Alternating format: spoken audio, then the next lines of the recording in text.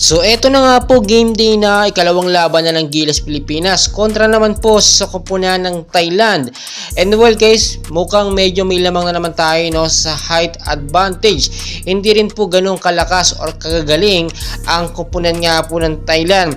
Dahil nga po sa naging laban kahapon ng Thailand kontra sa Jordan ay tinambakan lang naman ng Jordan ng ilang puntos ang koponan ng Thailand sa score po na 97-63 ang Thailand.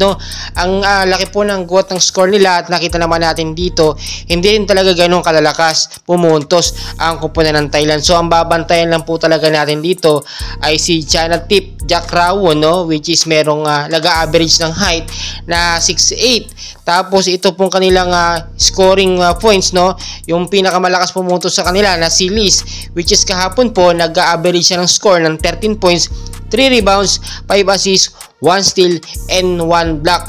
Pero kung titignan nyo mabuti, mababa yung scoring po ng Thailand. Hindi kagaya nung sa Gilas, sa naging unang laban natin, talagang humataw itong si Justin Brownlee, which is nag-average naman ng 20 points and 10 rebounds. At nakita naman natin, makikita nyo dito yung height advantage talaga ng Gilas. Medyo may laban tayo dahil meron tayong matatangkad na player na si Kuwame, Pajardo at si Japet Aguilar. So sa pangalawang laban ng Gilas Pilipinas, for sure hindi na po mauulit yung first 5 na iniline up nga po ni Coach Tim Con.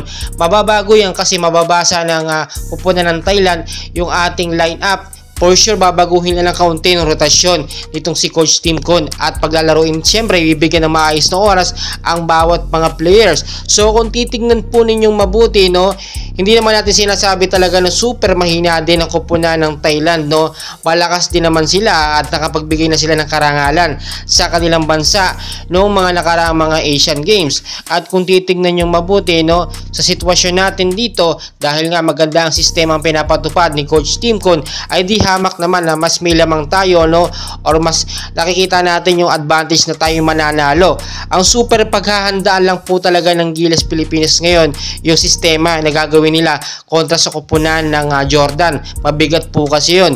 Hindi naman natin binabaliwala itong koponan ng Thailand, pero nakita nyo naman yung naging score nila.